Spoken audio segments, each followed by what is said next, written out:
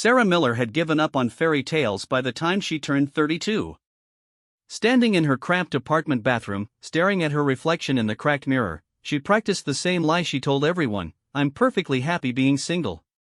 The words tasted bitter, like the instant coffee she survived on and the broken promises she'd collected over the years. She'd been the girl nobody asked to prom, the woman whose online dates mysteriously cancelled, the friend who always caught the bouquet but never walked down the aisle.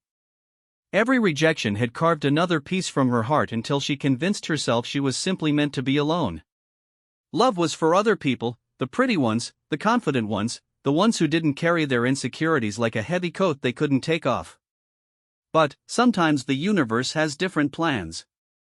Sometimes it sends a weathered cowboy with kind eyes and calloused hands to prove that being chosen isn't about being perfect, it's about being real.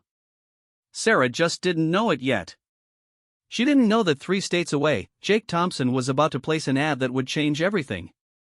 An ad that would make her realize that someone had been looking for exactly her all along. This is the story of how a woman who thought she was invisible became the center of someone's world.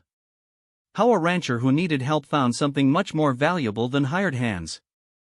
And how 2 broken people discovered that sometimes, being chosen means choosing to believe you're worth loving. Sarah Miller's Thursday morning started like every other, with the sharp buzz of her alarm at 5:30 a.m. and the immediate dread that settled in her stomach like yesterday's leftovers. She rolled out of her single bed in the studio apartment she could barely afford, stepping over the stack of unpaid bills that had become permanent furniture near her front door. The mirror in her tiny bathroom reflected back 32 years of disappointments. Mousy brown hair that refused to hold a curl, pale skin that burned instead of tanned, and gray eyes that had lost their sparkle somewhere between her last breakup and her current job at Henderson's insurance agency. She'd given up on makeup months ago. What was the point of painting a face nobody looked at? Her phone buzzed with a text from her sister Jennifer: "Coffee later? I have news." Sarah's stomach clenched. Jennifer's news was always the same: another promotion, another vacation, another perfect moment in her perfect life with her perfect husband. Sarah typed back a polite excuse about work being busy, then deleted Jennifer's contact before she could change her mind. She was tired of being the supporting character in everyone else's happiness. The insurance office smelled like stale donuts and broken dreams. Sarah had been working there for 3 years, processing claims for other people's disasters, watching their lives fall apart on paper while hers stayed exactly the same, empty and small. Her co-workers treated her like part of the furniture, someone who showed up, did her job, and left without making any impression at all. "Sarah, honey," called Mrs. Patterson from the front desk.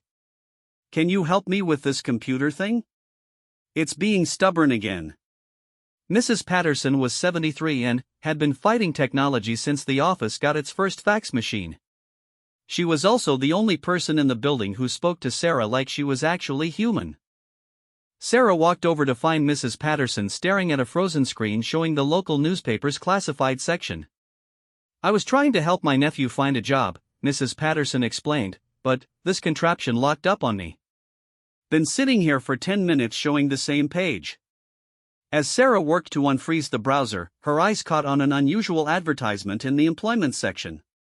Unlike the typical requests for experienced professionals or college graduates, this one was different: seeking honest, hard-working woman for ranch partnership in Montana. No experience necessary. Looking for someone genuine who isn't afraid of hard work and simple living. Must be willing to relocate. This is not a typical job posting. This is an opportunity for the right person to start over and build something real. Serious inquiries only. Contact Jake Thompson, Whispering Pine Ranch. Sarah stared at the ad for a long moment. Montana. She'd never been west of Pennsylvania, but something about those words, start over and build something real, made her chest tight with something that felt dangerously close to hope. "Everything all right, dear?" Mrs. Patterson asked, peering over her reading glasses. "Just fixing your computer," Sarah mumbled, but she couldn't stop reading the ad. There was no mention of requirements, no list of qualifications she'd never meet. Just a request for someone genuine. When was the last time anyone had called her that? The rest of the workday dragged by in a haze of insurance forms and claim denials. Sarah found herself thinking about Montana, about wide-open spaces and the possibility of being somewhere nobody knew her as the quiet girl who ate lunch alone. During her break, she looked up Whispering Pine Ranch on her phone. The website was simple: photos of rolling hills, grazing cattle, and a small farmhouse with a wraparound porch. No fancy graphics or corporate polish, just honest pictures of a working ranch. That evening, Sarah sat in her apartment with a cup of instant ramen and a blank email screen. She'd started typing a response to the ad 17 times and deleted it 17 times. What could she possibly say? She had no ranch experience, no special skills, nothing that would make her stand out. She was just Sarah Miller, the invisible girl from Philadelphia who processed insurance claims and hadn't been on a date in 2 years.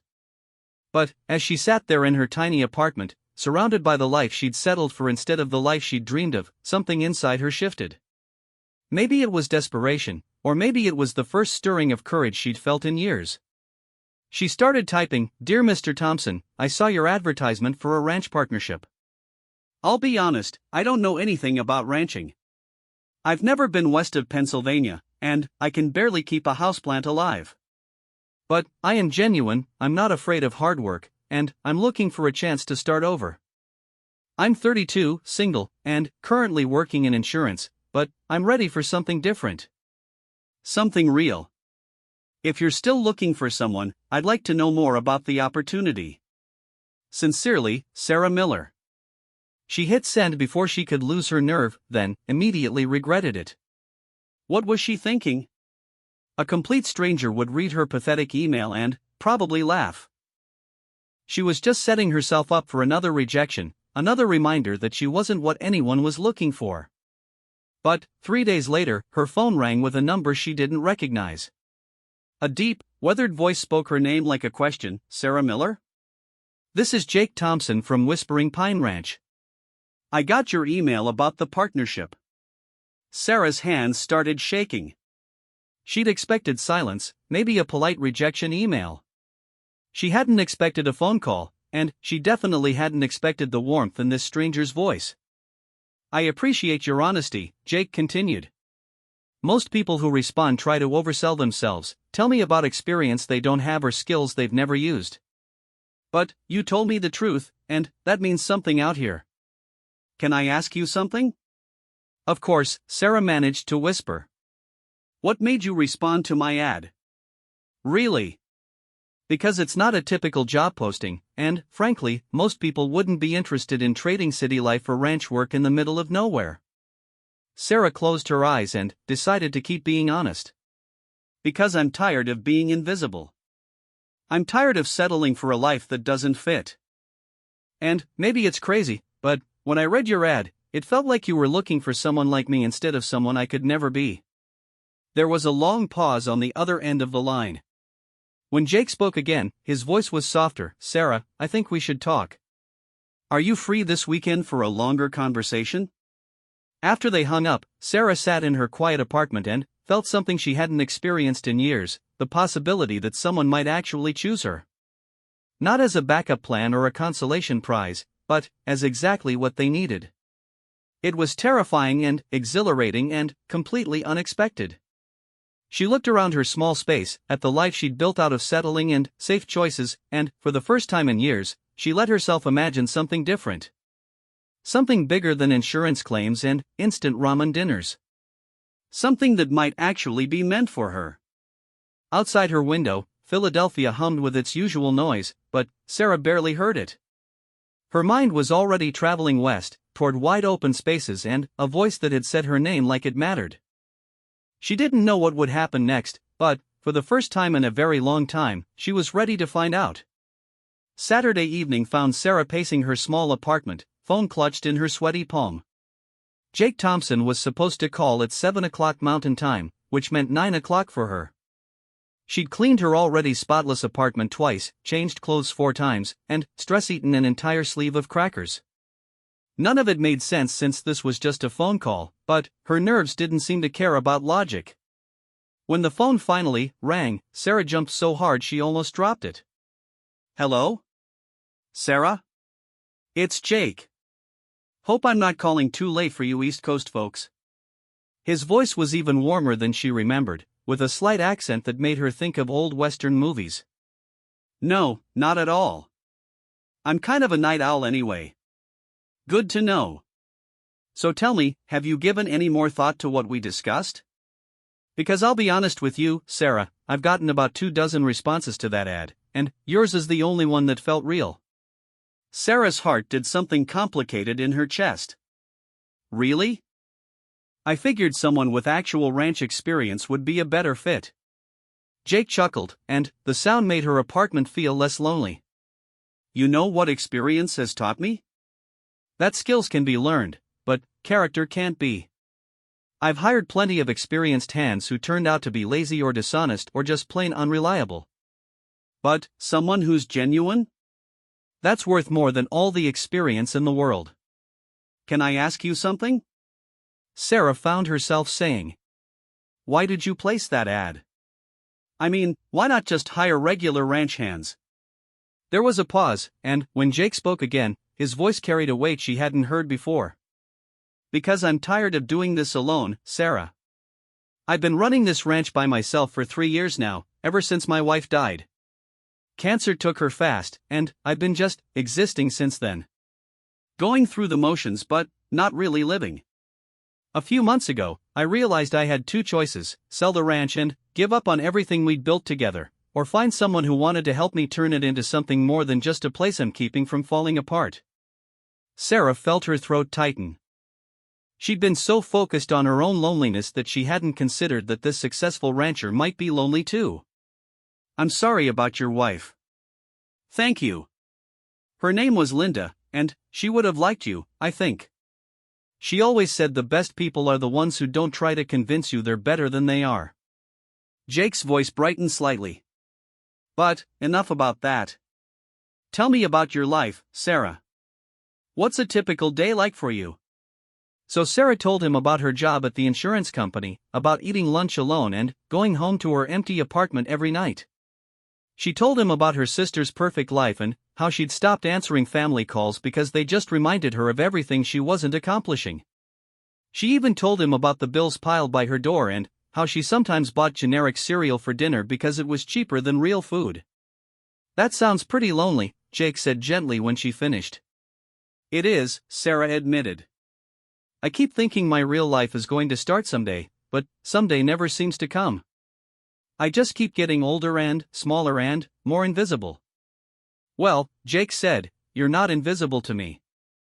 In fact, you're the clearest person I've talked to in a long time. Most people spend so much energy trying to impress others that you can't see who they really are underneath all the performance. But you're just you. Do you know how rare that is? Sarah felt tears prick her eyes. When was the last time someone had said something that kind to her? You don't even know me, though. I could be completely different in person. Could be, Jake agreed. But I don't think so. You want to know what I think? I think you've been so busy believing you're not enough that you've never given anyone a chance to see that you're exactly enough. Maybe even more than enough. What would the partnership actually involve? Sarah asked, partly because she wanted to know and partly because she needed to change the subject before she started crying. Well, the ranch is about 500 acres of cattle and cropland. Right now I'm running about 200 head of cattle, and I grow hay and some corn. The house is old but solid, plenty of room for 2 people to have their own space. The work varies by season, but it's physical, feeding animals, mending fences, helping with births during calving season. In the summer we're up before dawn and working until sunset. Winter's a bit easier, but Montana winters are no joke. It sounds hard, Sarah said honestly. It is. But it's also honest work, and at the end of the day, you can see what you've accomplished. There's something satisfying about that, about building something with your own hands instead of just shuffling papers around. Sarah thought about her job, about processing claims for disasters and denials, about spending her days making other people's problems slightly more complicated. What about the partnership part? I don't have any money to invest. I'm not looking for money, Sarah. I'm looking for commitment. Someone who wants to help build this place into something bigger than what it is now. Maybe we expand the cattle operation, maybe we add some other crops, maybe we start hosting people who want to experience ranch life. I've got plenty of ideas, but not enough hands or energy to make them happen alone. And, you think I could help with that? Even with no experience? I think someone who's willing to start over, who's not afraid of hard work, and who's honest about what she doesn't know yet. Yeah, I think that person could learn anything she needed to learn. They talked for 2 hours. Jake told her about the ranch, about the small town nearby where everyone knew everyone else's business but also looked out for each other. He told her about summer storms that rolled across the prairie like something out of a movie, and winter nights so quiet you could hear your own heartbeat. He told her about the satisfaction of helping a calf take its first breath, and the heartbreak of losing animals to predators or disease. Sarah told him about her dreams, the ones she'd buried under years of disappointment and safe choices. She told him about wanting to learn to bake bread from scratch, about wishing she had a garden where she could grow her own vegetables.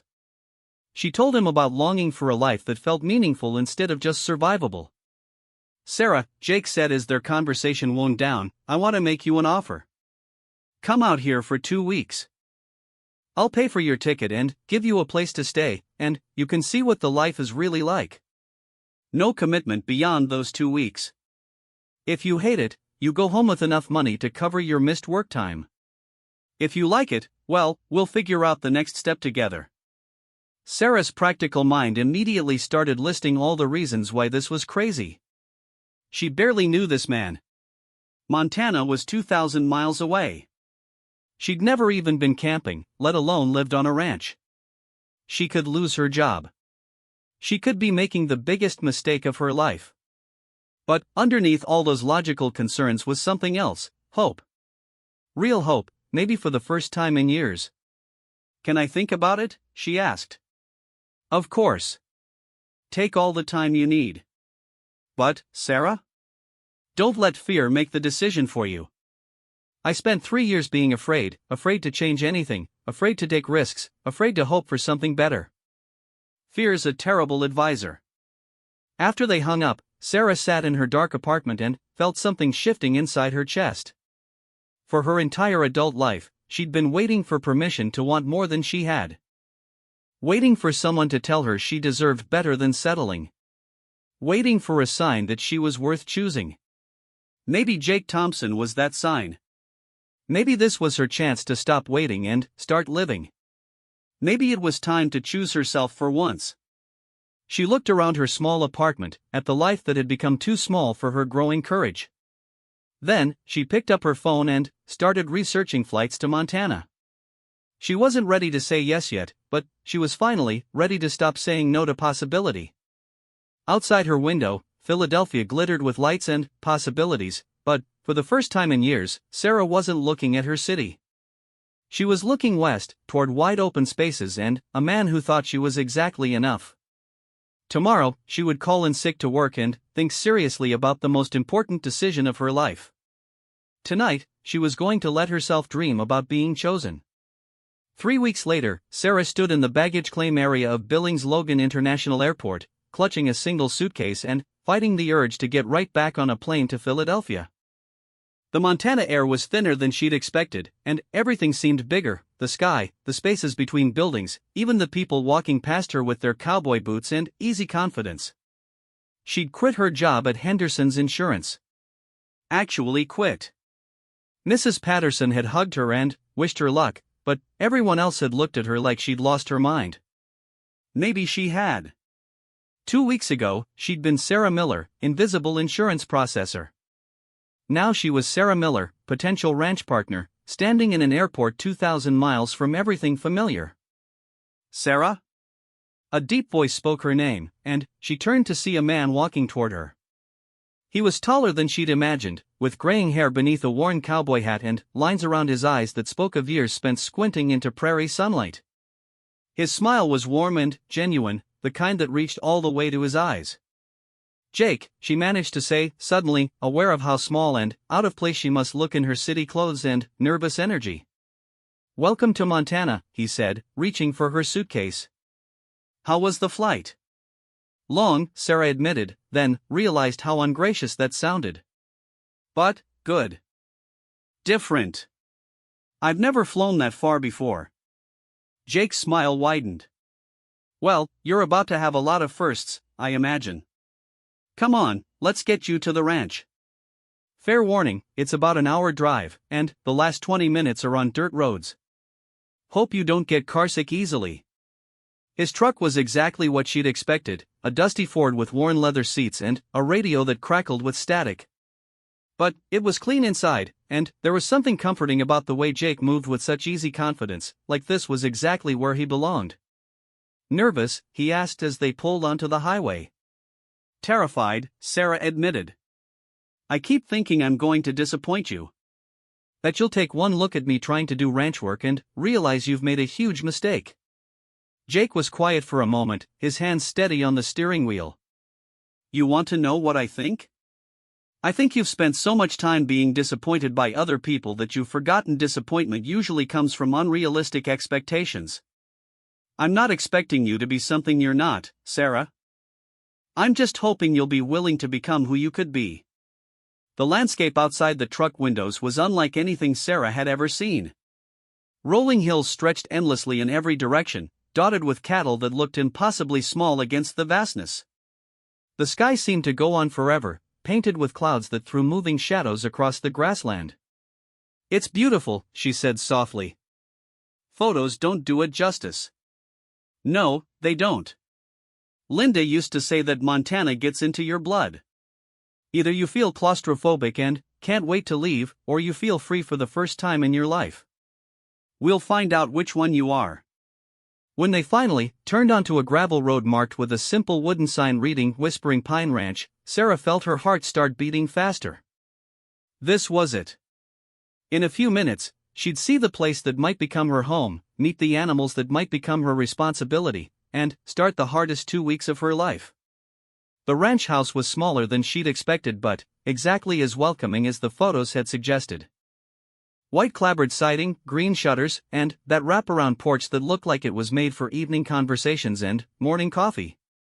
Behind the house, she could see a red barn and several outbuildings, with pastures stretching beyond them toward the distant mountains.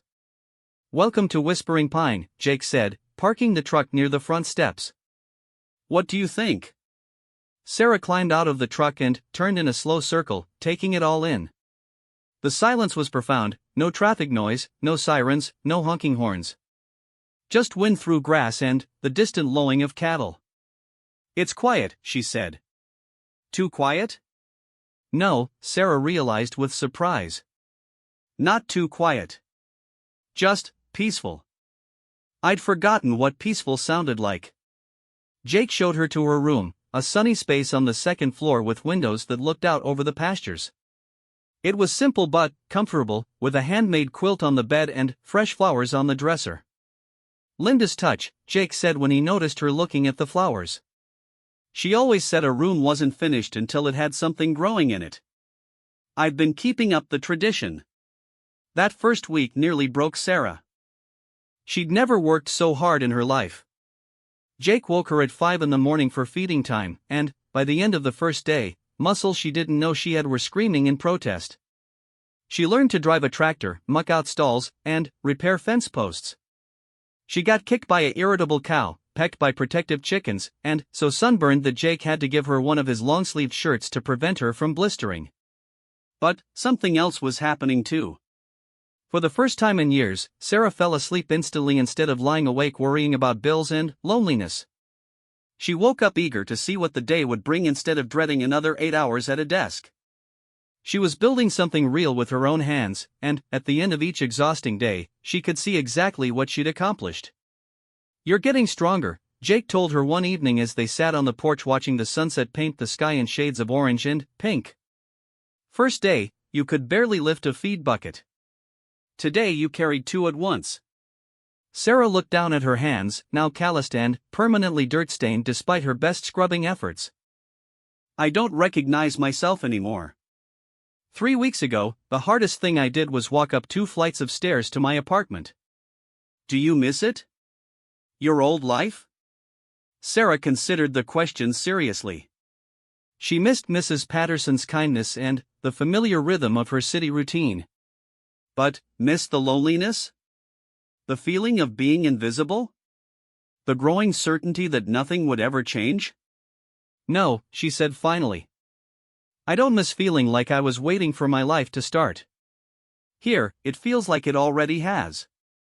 Jake turned to look at her, his expression serious. Sarah, we need to talk about what happens when your 2 weeks are up.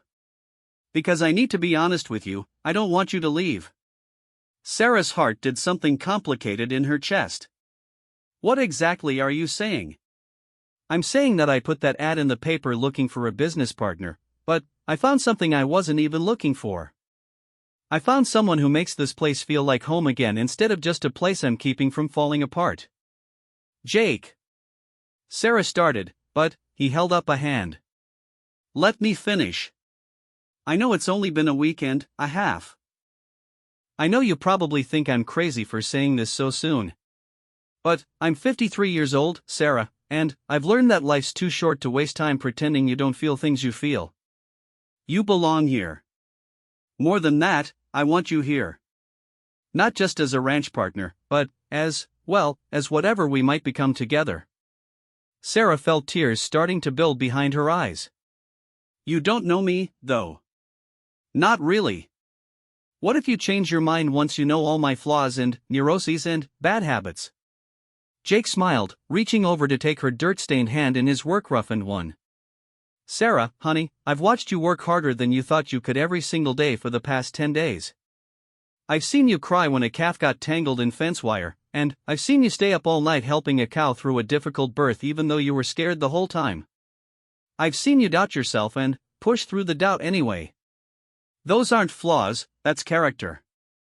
That's exactly who I need. What about my job? My apartment? My whole life in Philadelphia? What about them? Are any of those things making you happy? Sarah looked out over the pastures where cattle grazed peacefully in the gathering dusk. In the distance, mountains rose like ancient guardians against a sky painted in colors she'd never seen from her apartment window.